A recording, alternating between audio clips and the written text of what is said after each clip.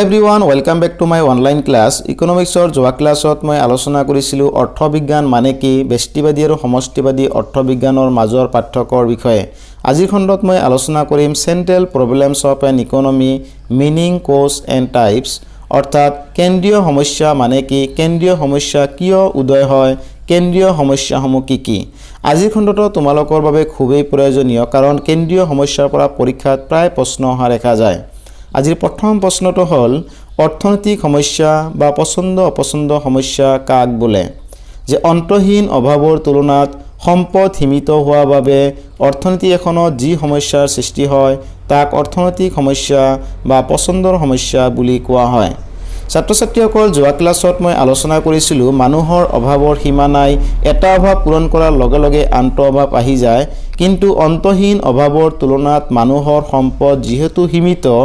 সীমিত সম্পদৰ সহায়ত সকলোবোৰ সমস্যা যেহেতু আমি পূৰণ কৰিব নোৱাৰি সেই কাৰণে সমাজ এখনত অৰ্থনীতি এখনত বিভিন্ন ধৰণৰ সমস্যাৰ সৃষ্টি হয় ইয়াকেই অৰ্থনৈতিক সমস্যা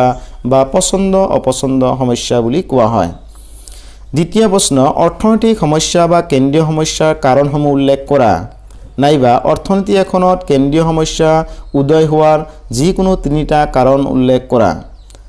উত্তৰ অৰ্থনৈতিক সমস্যা বা কেন্দ্ৰীয় সমস্যাৰ প্ৰধান কাৰণসমূহ হ'ল 1 নম্বৰ অন্তহীন অভাৱ যে মানুহৰ অভাৱৰ সীমা নাথাকে এটা অভাৱ আঁতৰ হ'লে আনটো অভাৱে দেখা দিয়ে সেই কাৰণে অৰ্থনীতিত কেন্দ্ৰীয় সমস্যা বা অৰ্থনৈতিক সমস্যাৰ সৃষ্টি হয় 2 নম্বৰ পইণ্ট সীমিত সম্পদ অন্তহীন অভাৱৰ তুলনাত সম্পদ সীমিত হোৱাৰ বাবে অৰ্থনীতিত সমস্যাৰ সৃষ্টি হয় ছাত্ৰ ছাত্ৰীসকল মই অলপ আগতে তোমালোকক ব্যাখ্যা কৰি ক'লো যে মানুহৰ অভাৱৰ সীমা নাই এটা অভাৱ পূৰণ কৰাৰ লগে লগে আনটো অভাৱ আহি যায় কিন্তু অন্তহীন অভাৱৰ তুলনাত মানুহৰ সম্পদ তেনেই কম সেই কাৰণে সকলোবোৰ সমস্যা আমি পূৰণ কৰিব নোৱাৰি ফলস্বৰূপে অৰ্থনীতিত বিভিন্ন ধৰণৰ সমস্যাৰ সৃষ্টি হয় 3 নম্বৰ পইণ্ট হৈছে বিকল্প ব্যৱহাৰ অৰ্থনৈতিক সমস্যাৰ তৃতীয়টো কাৰণ হ'ল সীমিত সম্পদৰ বিকল্প ব্যৱহাৰ সম্পদৰ বিকল্প ব্যৱহাৰে অৰ্থনীতিত পছন্দ অপছন্দ সমস্যাৰ সৃষ্টি কৰে এনেদৰে অন্তহীন অভাৱ সীমিত সম্পদ আৰু সম্পদৰ বিকল্প ব্যৱহাৰে অৰ্থনীতিত বিভিন্ন ধৰণৰ সমস্যাৰ সৃষ্টি কৰে কেন্দ্ৰীয় সমস্যাসমূহ কি কি বা এখন অৰ্থনীতিৰ মৌলিক সমস্যা তিনিটা কি কি চমুকৈ উল্লেখ কৰা উত্তৰ লিখিবা অৰ্থনীতি এখনৰ কেন্দ্ৰীয় সমস্যা তিনিটা হ'ল 1 নম্বৰ কি আৰু কিমান পৰিমাণৰ সামগ্ৰী উৎপাদন কৰা হ'ব 2 নম্বৰ এই দ্ৰব্যবোৰ কেনেকৈ উৎপাদন কৰা হ'ব 3 নম্বৰ দ্ৰব্যবোৰ কাৰ বাবে উৎপাদন কৰা হ'ব এই তিনিটা হ'ল অৰ্থনীতি এখনৰ কেন্দ্ৰীয় বা মৌলিক বা জটিল সমস্যা যে কেন্দ্ৰীয় সমস্যা তিনিটা প্ৰধান কেন্দ্ৰীয় সমস্যা কেইটা তিনিটা প্ৰথম সমস্যা হৈছে কি আৰু কিমান পৰিমাণৰ সামগ্ৰী উৎপাদন কৰা হ'ব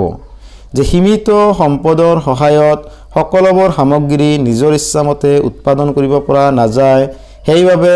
চৰকাৰে বা দেশ এখনে সিদ্ধান্ত ল'ব লগা হয় কি আৰু কিমান পৰিমাণ সামগ্ৰী উৎপাদন কৰা হ'ব 2 নম্বৰ কেন্দ্ৰীয় সমস্যা হ'ল এই দ্ৰব্যবোৰ কেনেকৈ উৎপাদন কৰা হ'ব অৰ্থাৎ দ্ৰব্যবোৰ বা সামগ্ৰীবোৰ বিভিন্ন ধৰণে উৎপাদন কৰিব পাৰি যদিও তাৰ মাজৰ পৰা আমি উপযুক্ত পদ্ধতিটো বাছি ল'ব লাগিব যিটো পদ্ধতি আমাৰ বাবে সমাজৰ বাবে গ্ৰহণযোগ্য হয় 3 নম্বৰ হৈছে কাৰ বাবে উৎপাদন কৰা হ'ব অৰ্থাৎ এইটো হৈছে বিতৰণ সমস্যা সীমিত সম্পদৰ সহায়ত যিখিনি সামগ্ৰী আমি উৎপাদন কৰিম সেইখিনি সামগ্ৰীৰ সহায়ত সকলো মানুহৰ অভাৱ পূৰণ কৰিব পৰা নাযাবও পাৰে গতিকে উৎপাদিত সামগ্ৰীসমূহ কাক কিমানখিনি দিবা এইটো অৰ্থনীতি এখনে সিদ্ধান্ত ল'ব লগা হয় গতিকে আজিৰ ক্লাছৰ পৰা তোমালোকে কি গম পালা অৰ্থনৈতিক সমস্যা বা পছন্দ অপছন্দ সমস্যা মানে কি যে অভাৱৰ তুলনাত সম্পদ কম হোৱাৰ বাবে অৰ্থনীতি এখনত যি সমস্যাৰ সৃষ্টি হয় তাক অৰ্থনৈতিক সমস্যা বা পছন্দ অপছন্দ সমস্যা বুলি কোৱা হয়